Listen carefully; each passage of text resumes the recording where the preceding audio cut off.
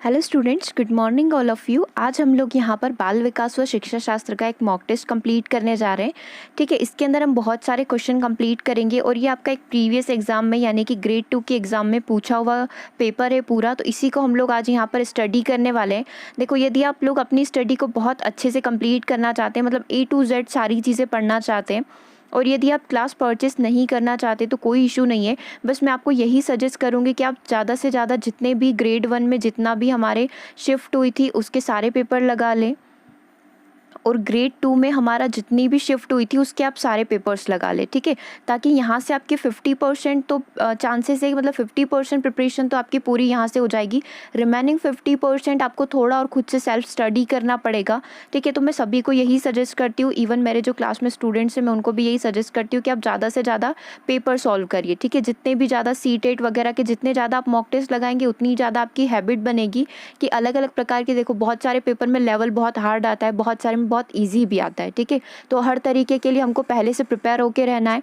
ठीक है, तो जितने ज़्यादा आप पेपर लगाएंगे उतने ज़्यादा आपको बेनिफिट वहाँ पर एग्ज़ाम में मिलेगा। ठीक है, और यदि आप क्लासेस ज्वाइन करना चाहते हैं तो आप मुझे इस नंबर पर संपर्क कर सकते हैं 8770803840। ठीक है, इस पर आप मुझे व्हाट्सअप करके सारी डिटेल पूछ सकते हैं कि किस तरीके से आपको क्लासेस बाय करनी है और किस तरीके से आपको क्लासेस मिलेगी। क्लासेस से रिलेटेड सारी चीज़ें आप मुझसे यहाँ पर पूछ सकते हैं। ठीक है, और यदि डेमो क्लासेस वगैरह आप देखना चाहते हैं तो डिस्क्रिप्शन में नंबर्स वगैरह दिए हुए हैं, आप हमारी टीम से कांटेक्ट कर सकते हैं। और डेमो क्लासेस यूट्यूब की प्लेलिस्ट में रखें, आप वहां पर जाकर उन्हें विजिट कर सकते हैं। ओके, चलिए, नंबर यहाँ पर मैंने आपको दे दिया है। डिस्क्रिप्शन में आप देखेंगे और भी डिटेल वहाँ पर दी हुई है कि आपको किस किस सब्जेक्ट की प्रिपरेशन करवाई जाती है। मैथ्स, इंग्लिश, कोई भी सब्जेक्ट आप यदि परचेस करना चाहते हैं और यदि आप टेस्ट सीरीज़ परचेस करना चाहते हैं तो आप www.layer3education.com पर जाकर भी विजिट कर सकते हैं। ओके, चलिए हम सेशन को स्टार्ट कर रहे हैं। आज के सेशन का हमारा पहला क्वेश्चन है, बाल केंद्रित शिक्षा में मूल्यांकन का सबसे कम महत्वपूर्ण कारक क्या है? कम महत्वपूर्ण कारण क्या हो सकता है? तो देखो, सेंटेंस जो है हमारा, जो क्वेश्चन है यहाँ पर एक नेगेटिव सेंस दे रहा है, मतलब कि आंसर भी आपका थोड़ा नेगेटिव ही होना चाहिए। कम होना या फिर कारण नहीं है, तो ये सारे हमारे नेगेटिव होते, तो आप एक बार इन चीज़ पर स्पेशली ध्यान दे दें कि ये चीज़ हमसे पूछी हुई, मतलब कुछ ना कुछ नेगेटिव आंसर हमको ढूंढकर निकालना है। तो ऑप्शन पढ़ लेते हैं। उन लक्ष्यों की ओर उनकी प्रगति की निगरानी करना। दूसरा ऑप्शन है, उनके अधिगम और विकास के लिए लक्ष्य निर्धारित करने में छात्रों की सक्रिय भागीदारी। किसी भी अंतराल को संबोधित करने का निर्धारण, या मुख्य सामग्री, ज्ञान और कौशल। हमसे पूछा था कि जो चाइल्ड सेंटर्ड एजुकेशन है उसके अंदर सबसे कम इम्पॉर्टेंट क्या चीज़ आपको लगती है? तो राइट आंसर क्या हो जाएगा? मुख्य सामग्री और कौशल। सामग्री मतलब आपके पास जितने मटेरियल्स अवेलेबल हैं, ये ज़्यादा इंपॉर्टेंट नहीं रखता है। चाइल्ड सेंटर्ड एजुकेशन क्या होती है, बाल केंद्रित शिक्षा क्या होती है? जो साइकोलॉजिकली बच्चे के ऊपर फिट हो जाए, मतलब बच्चों की एज के अकॉर्डिंग, उसकी मेंटल एज के अकॉर्डिंग, साथ ही जो उसकी फिजिकल कैपेबिलिटी है उसके अकॉर्डिंग हम लोग यहाँ पर बच्चों को अध्ययन करवाते हैं, तो वो हमारी चाइल्ड सेंटर्ड एजुकेशन होती है। देखो, इसके अंदर दो चीज़ें आती है, एक तो आती है बाल केंद्रित शिक्षा और दूसरी हमारी आती है प्रगतिशील शिक्षा। दो चीज़ें होती है। प्रगतिशील शिक्षा को इंग्लिश में बोला जाता है प्रोग्रेसिव एजुकेशन। तो देखो, दोनों का काम यही होता है, दोनों कहीं ना कहीं सिमिलर होती है। जैसे मैंने आपको पढ़ाया हुआ भी है पूरा कि बाल केंद्रित शिक्षा में क्या होता है, प्रगतिशील शिक्षा में क्या होता है। बच्चे निरंतर वृद्धि करते रहे, मतलब वो प्रगति की ओर अग्रसर होते रहे, मतलब वो कुछ ना कुछ हमेशा नया सीखें। ठीक है, वो उनके उस काम में है ताकि आगे जाकर वो कुछ ना कुछ अच्छा कर सकें, तो वो वाली हमारी प्रगतिशील शिक्षा होती है। ठीक है, पूरा हम लोग एक बार डीप में पढ़ चुके हैं। यदि आप उसको देखना चाहते हैं, 2 वीडियोज़ मैंने उसके ऊपर बनाए हुए हैं। 30 क्वेश्चन भी उसके ऊपर हम लोगों ने कंप्लीट किए थे कि किस अलग अलग तरीके से क्वेश्चन इस टॉपिक से पूछे जाते हैं, तो आप जाकर प्लेलिस्ट पर विजिट कर सकते हैं। ठीक है, अभी इसका आंसर क्या है? Option number D. और अभी हम देख लेते हैं कि बाकी के 3 आंसर जो है वो गलत क्यों हुए, 3 ऑप्शन गलत कैसे हो गए हमारे। तो पहला जो ऑप्शन है वो है उन लक्ष्यों की और उनकी प्रगति की निगरानी करना। तो हाँ, बाल केंद्रित शिक्षा का ये उद्देश्य होता है। दूसरा है उनके अधिगम और विकास के लिए लक्ष्य निर्धारित करने में छात्रों की सक्रिय भागीदारी, मतलब बच्चे को एज अ एक्टिव लर्नर के रूप में पार्टिसिपेट करना चाहिए, ये चीज़ भी सही है। तीसरा है किसी भी अंतराल को संबोधित करने का निर्धारण। ठीक है, जो बच्चों को हम एड्रेस करते हैं, बच्चों को जब हम संबोधित करते हैं तो हम किसी भी अंतराल का कैसे भी बच्चों को एड्रेस कर सकते हैं, तो ये चीज़ भी यहाँ पर बाल केंद्रित शिक्षा का उद्देश्य होता है। ठीक है, तो यहाँ पर क्या चीज़ सही नहीं लग रही है, तो ऑप्शन डी यहाँ पर सही आंसर होगा। ठीक है, आज जितने भी हम क्वेश्चन करेंगे at the last of the session आपको कमेंट करके बताना है कि आपने कितना स्कोर यहाँ पर किया है। ठीक है, नेक्स्ट क्वेश्चन पर मूव करते हैं। मानव जाति की अभिवृत्ति किस प्रकार से वितरित होती है। हमने 2 चीज़ें पढ़ी थी, एक होता है एप्टीट्यूड और दूसरा होता है हमारा एटीट्यूड। आपका एक चैप्टर भी है, चैप्टर नंबर 23 है शायद ये। मानव जाति में अभिवृत्ति किस प्रकार से वितरित होती है, क्या इसका वितरण, इसका जो डिस्ट्रीब्यूशन होता है वो सामान्य होता है, क्या अस्त व्यस्त होता है, स्कैटर्ड। आपने एक शब्द सुना होगा 7th क्लास में, हम लोग पहली बार जब प्रकाश के बारे में पढ़ते, प्रकाश मतलब लाइट, तब हम देखते हैं कि प्रकाश का परावर्तन क्या होता है, प्रकाश का अपवर्तन क्या होता है। तो ये चीज़ें हम लोग देखते हैं कि एक कांच का बॉक्स रखा हुआ है या फिर ये पानी की एक लेयर हो गई, ठीक है। अब प्रकाश की किरण को जाना तो इधर होता है, ठीक है, प्रकाश का परावर्तन इस तरीके से होता है, लेकिन अचानक से क्या होता है, ये स्कैटर्ड हो जाती है, इसको जाना यहाँ पर होता है, ये थोड़ा इधर निकल जाती है, तो हम लोग वहाँ पर पढ़ते हैं कि स्कैटर्ड हो गई, अपने मार्ग से क्या हो गई, विचलित हो गई है। तो ऐसा तो कोई सेंस बनता नहीं है अभिवृत्ति का। मनुष्य का विचार क्या है, उसका बिहेवियर क्या है, उसके थॉट प्रोसेस क्या है, ये सारी चीज़ें उसके अभिवृत्ति के अंदर आती है। आपने देखा होगा, हमने अभिवृत्ति पढ़ा है, अभिरुचि पढ़ा हुआ है, ये सारी चीज़ें उसी के अंदर आता है, एप्टीट्यूड और एटीट्यूड के अंदर। तो इस चैप्टर को भी आप बहुत अच्छे से प्रिपेयर करें, बहुत सारे क्वेश्चन अराइज होते हैं एग्जाम में। अगला ऑप्शन है द डिस्ट्रीब्यूशन इज स्क्वेयर्ड, मतलब कि इसका जो वितरण है वो विषम होता है या फिर वितरण जो है विविधता पूर्ण होता है, ठीक है। तो अब इसका आंसर क्या होगा, अभिवृत्ति बिल्कुल सामान्य होती है, उसमें ऐसा कुछ नहीं होता है कि जिसका अभिवृत्ति स्पेशल है तो वो स्पेशली अलग से मेंशन होगा, ऐसा कुछ नहीं होता है। अभिवृत्ति का वितरण जो होता है, डिस्ट्रीब्यूशन जो होता है, बिल्कुल सामान्य होता है, ठीक है। तो राइट आंसर यहाँ पर क्या हो जाएगा, ऑप्शन नंबर 1। मानव जाति के अंदर अभिवृत्ति किस प्रकार से होती है, किस प्रकार से वितरित है, तो कैसी है वितरण, इसका जो वितरण है वो बिल्कुल सामान्य है। देखो ये सारे जो है अस्त व्यस्त होना, विषम होना, विविधतापूर्ण होना, सारे नेगेटिव सेंस दे रहे हैं, तो इसका आंसर क्या हो जाएगा, ऑप्शन नंबर 1। वितरण क्या होता है, बिल्कुल सामान्य होता है। नेक्स्ट क्वेश्चन देखते हैं। देखो, कोई वस्तु क्या है और हम उसके साथ कैसा व्यवहार करते हैं, इस विषय में उससे जुड़े मानसिक प्रतिरूपण या विचार को क्या कहा जाएगा, निर्माण, नेटवर्क, स्कीमा या फिर संरचना। इसको आई थिंक अपन लोगों ने एक एग्जाम्पल के थ्रू पढ़ा था, थोड़ा सा मैं आपको बता देती हूँ ताकि आपका पूरा रिकॉल हो जाए वो। जैसे कि एक बच्चा है, वो जब पहली बार दीपक को देखता है, उसकी रोशनी को देखता है, तो वो उसको पकड़ने का प्रयास करता है, दीपक की लो को। लेकिन जैसे ही उसे पता चलता है या फिर उसने एक बार एक्सपेरिमेंट कर लिया, उसका हाथ जल गया, हल्का सा भी उसका हाथ बर्न हो गया, तो उसे ये चीज़ रियलाइज़ हो जाती है कि इस चीज़ से मेरे शरीर को हानि पहुँच सकती है, मुझे हार्म हो सकता है, तो वो उस चीज़ को दोबारा टच नहीं करेगा। तो उसने क्या करा, उस दीपक की लो से अब उसे डर लगने लग गया, तो उसका एक मानसिक प्रतिरूपण जो है, उसका एक आइडियल रिप्रेजेंटेशन बोल सकते हैं, मेंटल रिप्रेजेंटेशन अपन उसको बोल सकते हैं, कि इस तरीके से बन गया कि जब भी उसे आग की लो दिखेगी, चाहे उसके सामने गैस चल रहा हो, उसका चल रहा हो, या फिर माचिस की तीली किसी ने जला दी हो, तो उसको ये चीज़ पता रहेगी कि अगर मैंने इसको टच किया या मैं इसके आसपास भी गया तो इससे मेरा हाथ जल सकता है, मुझे नुकसान हो सकता है। तो उसने उसके दिमाग में इसका बहुत अच्छे से इमेज बना लिया है। तो ये चीज़ क्या कहलाती है, ये आपको किसने बताया, ये चीज़ भी आपको ध्यान होगी। जीन पियाजे की जो थ्योरी है उसमें ये डिफ़ाइन किया हुआ था। मैंने इतना हिंट दे दिया, अब आप आसानी से इसका आंसर कर सकते हैं। कंस्ट्रक्ट, निर्माण करना, दूसरा है नेटवर्क, तीसरा है स्कीमा या फोर्थ है संरचना।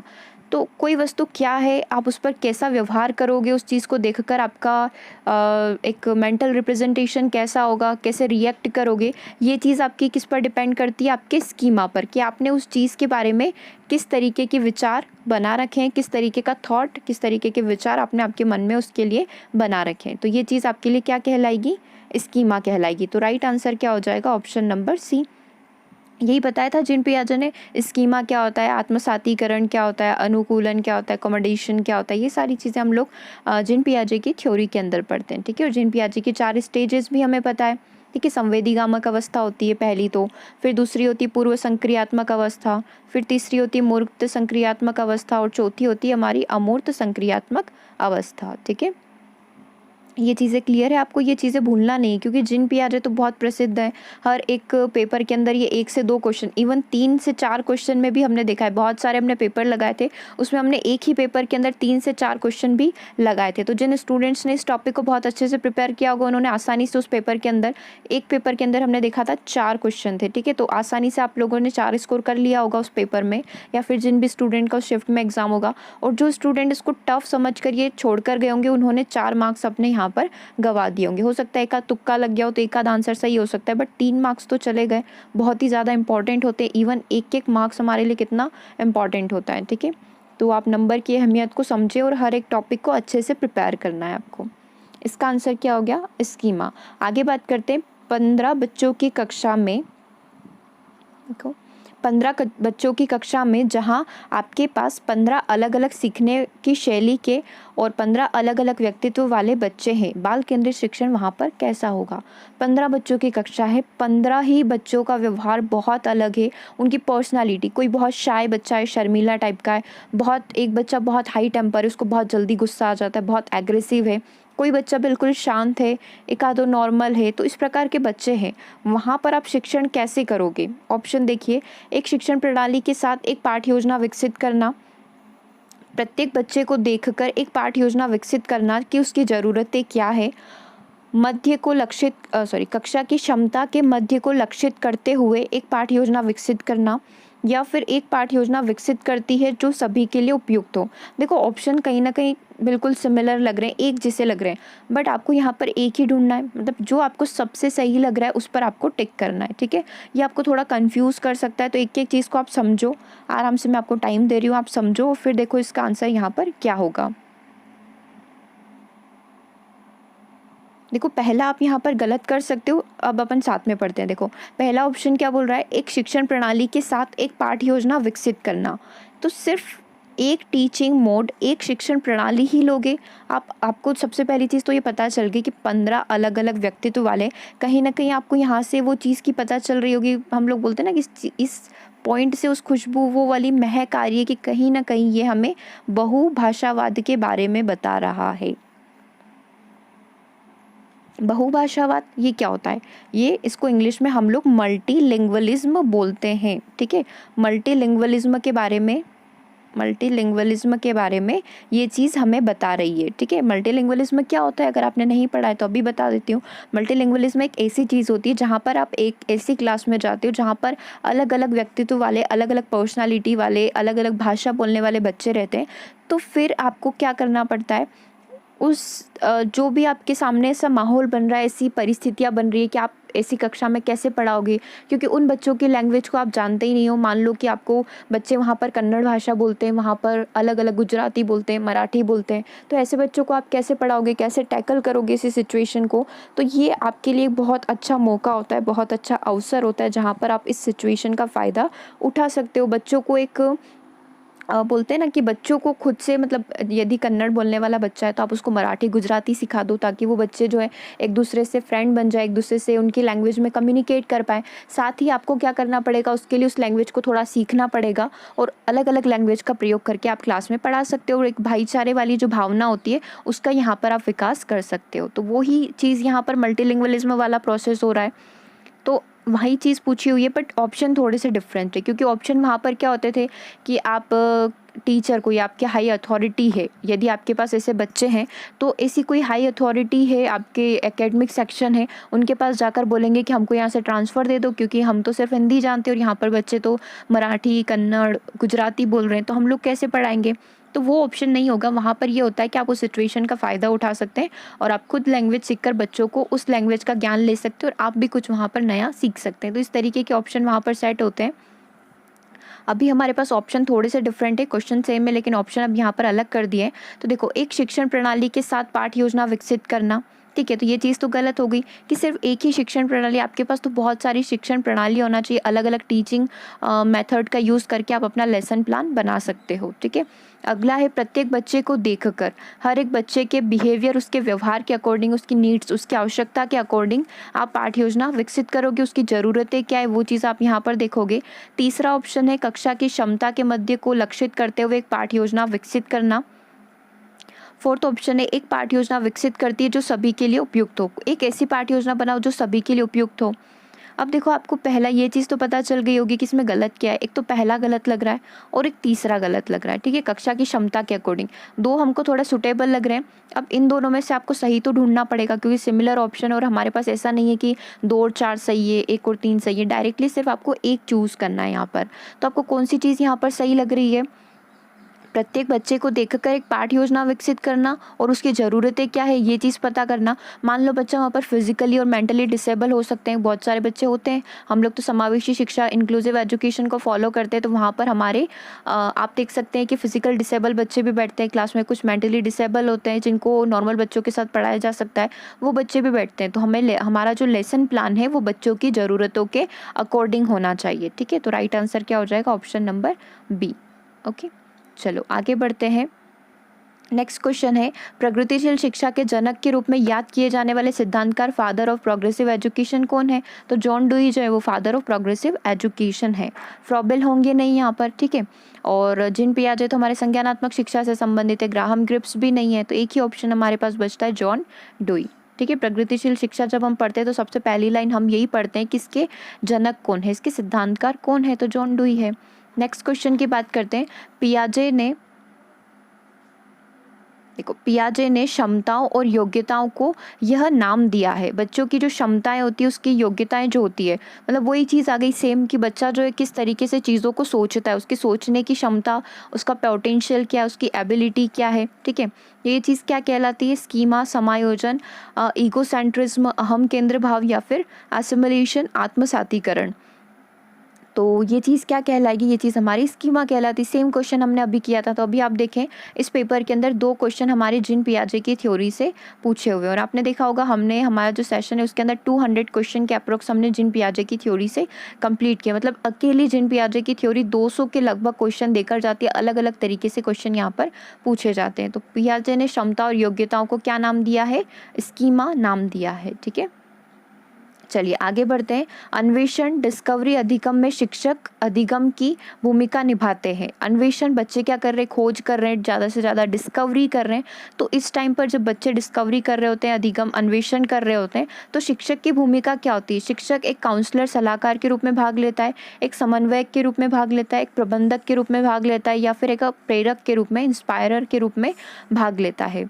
तो देखो, टीचर जो होता है एज अ फैसिलिटेटर मदद करता है, समन्वयक उनको सलाह देता है, एक तरीके से उनका समन्वय करता है, उनको गाइडेंस देता है कि आपको ऐसे करना है, ऐसे नहीं करना है, उनको पूरा एक मार्गदर्शन देने का वो कार्य करता है। ठीक है, तो राइट आंसर क्या हो जाएगा? ऑप्शन नंबर बी, समन्वयक के रूप में कार्य करता है। देखो, आप ये सोच रहे होंगे कि यहाँ पर एज अ सलाहकार क्यों नहीं हुआ? तो काउंसलर का काम क्या होता है? काउंसलिंग करना, उसको पूरा चेक करना कि बच्चा किस तरीके से क्या कर रहा है। ठीक है, तो सलाहकार क्या कर सकता है? सिर्फ सलाह दे सकता है। ठीक है, अब मानना नहीं मानना उस बच्चे के ऊपर है, लेकिन यहाँ पर फैसिलिटेटर, बच्चों को यदि कोई आवश्यकता लग रही है तो वो चीज़ प्रोवाइड करना और उसको गाइडेंस करना, तो समन्वयक के रूप में टीचर यहाँ पर कार्य करता है। ठीक है, तो आंसर क्या हो गया यहाँ पर? ऑप्शन नंबर बी, फैसिलिटेटर या फिर समन्वयक के रूप में कार्य करता है। नेक्स्ट क्वेश्चन आपसे पूछा हुआ है, विशेष शिक्षा, इससे संबंधित है। स्पेशल एजुकेशन क्या होती है? प्रतिभाशाली बच्चों के लिए, शिक्षकों के लिए, प्रतिभाशाली बच्चों के लिए, या फिर विकलांगों का एक शैक्षिक कार्यक्रम, ये यहाँ पर हो सकता है। तो देखिए, इसका आंसर यहाँ पर क्या हो सकता है? 4 ऑप्शन हमारे पास है। प्रतिभाशाली को देते हैं, शिक्षकों को देते हैं, प्रतिभाशाली लोगों के लिए, ठीक है, सेम ही है, प्रतिभाशाली बच्चों के लिए प्रशिक्षण कार्यक्रम, या फिर उनके लिए शिक्षा होती है टैलेंटेड बच्चों के लिए, या फिर विकलांगों के लिए शैक्षिक कार्यक्रम, ये चीज़ यहाँ पर हो सकता है।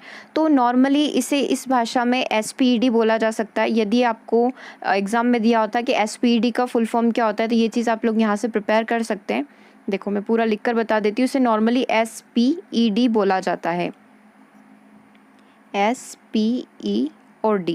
SP मतलब स्पेशल, ED मतलब एजुकेशन। ठीक है, फुल फॉर्म पूछ लिया जाता है स्पेशल एजुकेशन, हिंदी में विशेष शिक्षा इसे बोला जाता है। नॉर्मली विकलांग बच्चों को इस प्रकार की शिक्षा दी जाती है, और इस डिसेबल, सिर्फ डिसेबल ही नहीं, इवन वो जो मेंटली डिसेबल बच्चे भी होते हैं वो सभी इसके अंदर आ जाते हैं।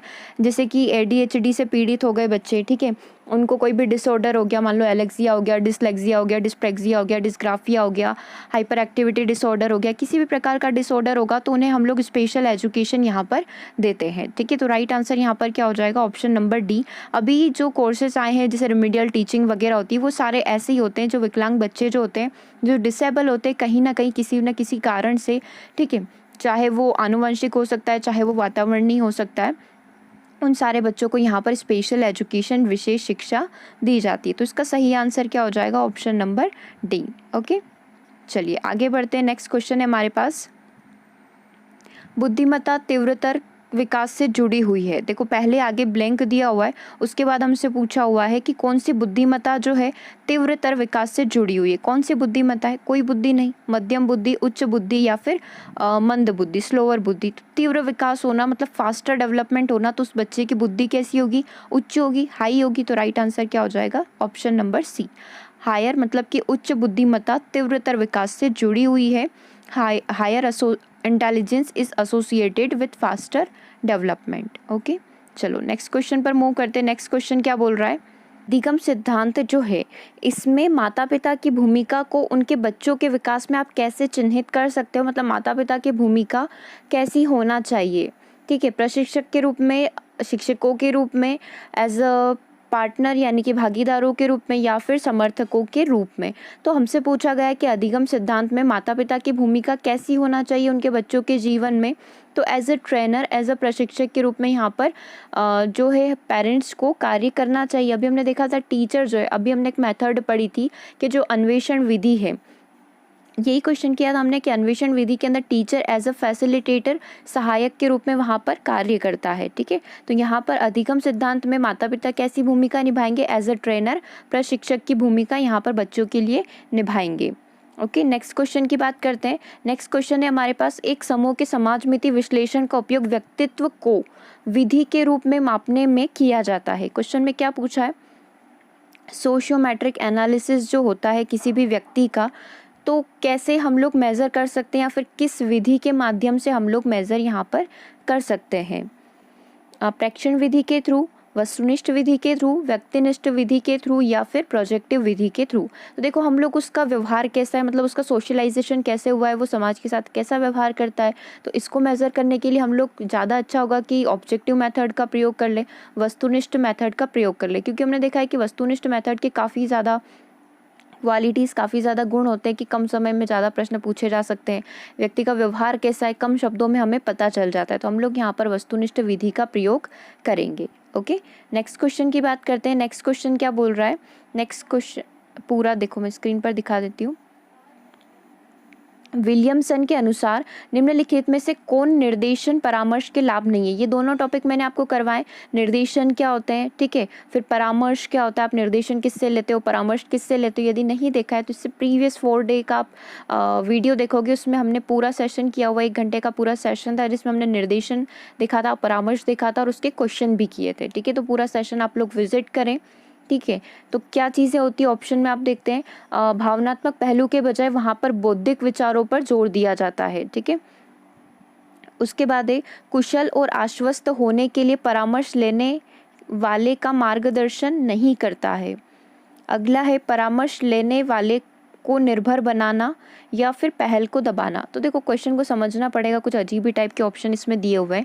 विलियमसन के अनुसार which of the following is the benefit of directive counselling. एक जो काउंसलिंग होती है, डायरेक्टिव जो काउंसलिंग होती है, हमारा जो परामर्श होता है, उसका एक सही लाभ, मतलब किस तरीके से व्यक्ति जो है, परामर्शदाता ने जो भी हमें परामर्श दिए हैं, आप उसका यहाँ पर लाभ ले सकते हो। काउंसलिंग का आप किस तरीके से लाभ ले सकते हो। ठीक है, तो भावनात्मक पहलू के बजाय यदि हम उस व्यक्ति के बौद्धिक विचारों पर जोर दें, भावनात्मक मतलब वो इमोशनली किस तरीके से जोर देता है, सोचता है, इमोशनली किस तरीके से सोचता है, इसके बजाय यदि हम लोग सोचें, ये चीज़ मेज़र करें कि वो इंटेलेक्चुअली यानी बौद्धिक तरीके से किस तरीके से सोचता है। हम लोग देखते हैं ना कि दिमाग से सोच रहा है या फिर दिल से सोच रहा है, वो वाला यहाँ पर कुछ पूछा हुआ है। अगला है कुशल और आश्वस्त होने के लिए परामर्श लेने वाले का मार्गदर्शन नहीं करता है। मतलब कि एक तरीके से जो भी उसको परामर्श दे रहा है वो उस चीज़ को फॉलो नहीं करता है। तो ये तो बिल्कुल नेगेटिव सेंस देकर जा रहे हैं। मतलब हम लोग काउंसलिंग करवा रहे हैं, हम लोग थोड़ा मेंटली डिस्टर्ब हो रहे हैं, तो हमने एक काउंसलर की मदद ली जो हमें गाइड कर रहा है कि हमें क्या करना चाहिए, हम लोग अपने माइंड को कैसे स्टेबल रख सकते हैं। ठीक है, तो ये तो पूरा नेगेटिव सेंस दे रहा है कि परामर्श लेने वाले का मार्गदर्शन, मतलब जो भी उसने हमें गाइड किया है उसको हम लोग फॉलो नहीं कर रहे हैं। ठीक है, परामर्श लेने वाले पर डिपेंड हो जाते हैं। क्या पूरा हम लोग परामर्शदाता जो हमें, जिसने भी हमें निर्देश दिए, परामर्श दिया, क्या हम लोग उसके ऊपर डिपेंड हो जाते हैं? पहल को दबाना, किल्स द इनिशिएटिव, तो ये चीज़ भी कोई सेंस नहीं दे रही है। तो एक ही आंसर यहाँ पर सही लग रहा है, जो कि है ऑप्शन नंबर 1। भावनात्मक पहलू के बजाय बौद्धिक विचारों पर यहाँ पर जोर दिया जाता है। तो सही आंसर क्या हो जाएगा? Option number 1।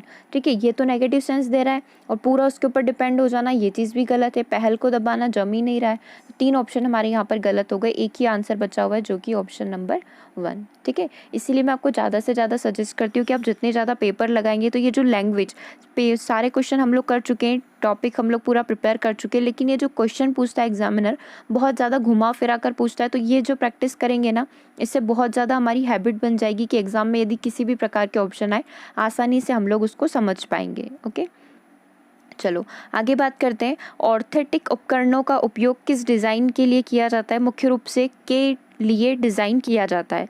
ऑर्थेटिक जो उपकरण होते हैं, जैसे आपने सुना होगा कि एक नकली पैर बिठा दिया, ठीक है, पैर में स्टील की रॉड लग रही है, तो ये क्या होता है, क्या करते हैं हमारे शरीर को? इनमें से कोई नहीं, पहला ही ऑप्शन इनमें से कोई नहीं दिया है। दूसरा है, देखो, शरीर के अंगों को समर्थन देना। तीसरा ऑप्शन है शरीर के हिस्सों की मरम्मत करना, या फिर न होने वाले अंगों की जगह लेना, मतलब कि जो रिप्लेस नहीं हो सकते हैं, जिनको हम हटा नहीं सकते अपनी शरीर से, उनकी जगह ले लेना। तो हमने देखा है जो ऑर्थेटिक उपकरण होते हैं, ऑर्थेटिक जो डिवाइसेस होते हैं, इनका कार्य क्या होता है? हमारे शरीर की अंगों को समर्थन देना, एक तरीके से सपोर्ट करना। ठीक है, तो राइट आंसर क्या हो जाएगा? Support a body part. जैसे कि एक व्यक्ति चल नहीं पा रहा है, उसका एक, मान लो कि आप हड्डी टूट गई है, तो उसको समर्थन, उसको सपोर्ट देने के लिए यहाँ पर स्टील की रॉड बिठाई हुई है। ठीक है, तो ये क्या करेगी? शरीर के अंगों को क्या कर रही है? सपोर्ट दे रही है। तो सही आंसर यहाँ पर क्या हो जाएगा हमारा? Option number B, support a body part. अगला क्वेश्चन देखिए, छात्रों के अधिगम के परिणाम के विषय में आकलन को मूल्यांकन के रूप में जाना जाता है। हम छात्रों का रिजल्ट, एक फाइनल जो निकल कर आ रहा है, उसको हम किस मूल्यांकन के रूप में जानते हैं? नैदानिक डायग्नोसिस, या फिर बेंचमार्क, या फिर रचनात्मक, या फिर प्रोग्नोस्टिक निदानात्मक। तो इसका आंसर क्या हो सकता है? बच्चों का जो परिणाम है, उस परिणाम के विषय में आकलन को किस मूल्यांकन के, देखो हमने टाइप्स ऑफ इवैल्यूएशन पढ़ा था कि मूल्यांकन के कितने प्रकार होते हैं, उसमें हमने डायग्नोसिस टेस्ट, बहुत सारे टाइप्स देखे थे। तो बच्चों का जब हमें फ्यूचर का पता चलता है कि बच्चा फ्यूचर में क्या करने वाला है, हम उसका थोड़ा सा प्रिडिक्शन करना चाहते हैं, हम उसका अंदाज़ा लगाना चाहते हैं, तो उस टेस्ट को हम लोग किस नाम से जानते हैं? उस टेस्ट को हम जानते हैं प्रोग्नोसिस टेस्ट के नाम से। ऐसे ही हमारा प्रोफिशिएंसी टेस्ट होता है, डायग्नोसिस टेस्ट होता है, बच्चे की कोई समस्या आ रही है उसका पता लगाना। प्रोफिशिएंसी टेस्ट मतलब बच्चा किस टॉपिक पर या किस सब्जेक्ट में प्रवीण है, प्रवीण मतलब किस सब्जेक्ट में कुशल है, उसके लिए हम प्रोफिशिएंसी टेस्ट करते हैं। ऐसे ही हम लोग प्रोग्नोसिस टेस्ट भी करते हैं कि बच्चा जो है उसके फ्यूचर में क्या कर सकता है, उसे क्या सब्जेक्ट दिलाना चाहिए, उसकी किस सब्जेक्ट में इंटरेस्ट है, वो सारी चीज़ें उससे पता चलती है। ठीक है, इसी तरीके से हमारा एक एप्टीट्यूड टेस्ट भी होता है कि एप्टीट्यूड टेस्ट में हमें पता चलता है, नॉर्मली हम लोग जो क्लास में जो टेस्ट लेते हैं बच्चों के, वो हमारा एप्टीट्यूड टेस्ट है, जहाँ पर हम बच्चों को पहले इन्फॉर्म करते हैं कि बच्चों आपका टेस्ट होने वाला है, तो वो हमारा एप्टीट्यूड टेस्ट होता है। तो ऐसे 3 से 4 प्रकार के यहाँ पर टेस्ट होते हैं। तो हमें यहाँ पर कहीं ना कहीं पूछा हुआ है कि बच्चों का जो आउटकम्स, बच्चों का जो रिजल्ट निकल कर आएगा, वो किस नाम से जाना जाता है? तो वो हमारा प्रोग्नोसिस टेस्ट होता है। ठीक है, जहाँ पर हम बच्चों के फ्यूचर को प्रिडिक्ट करते हैं, फोरकास्ट करते हैं, उसका अंदाज़ा लगाते हैं। तो सही आंसर यहाँ पर हो जाएगा हमारा ऑप्शन नंबर डी। ठीक है, चलिए अब बाकी के क्वेश्चन हम अपकमिंग सेशन में करेंगे। उसके लिए, उससे पहले आपके लिए एक होमवर्क है, ये क्वेश्चन आप बताएंगे। ठीक है, बहुत लेंदी नहीं है, बहुत इजी क्वेश्चन है ये। निम्नलिखित में से कौन सा बाह्य प्रेरणा का उदाहरण नहीं है? एक्सट्रेंसिक जो मोटिवेशन है उसका उदाहरण क्या नहीं होगा यहाँ पर? वेतन, प्रशंसा, जुनून, पदोन्नति। मतलब कि आपको एक आंतरिक प्रेरणा के बारे में यहाँ पर बताना है। तो कौन सी आपकी एक आंतरिक प्रेरणा हो सकती है? आप रीज़न के साथ कमेंट करके बताएंगे और ये सारे बताएंगे कि अगर एक आंसर आंतरिक का है तो बाह्य प्रेरणा और कौन सी हो सकती है, और कैसे हम लोग उसके बारे में पता कर सकते हैं। ओके, तो मिलते हैं नेक्स्ट सेशन में। सेशन कैसा लगा कमेंट करके ज़रूर बताइएगा, और आंसर जो आपको होमवर्क में दिया हुआ है इसका भी आपको बताना है। Thank you very much.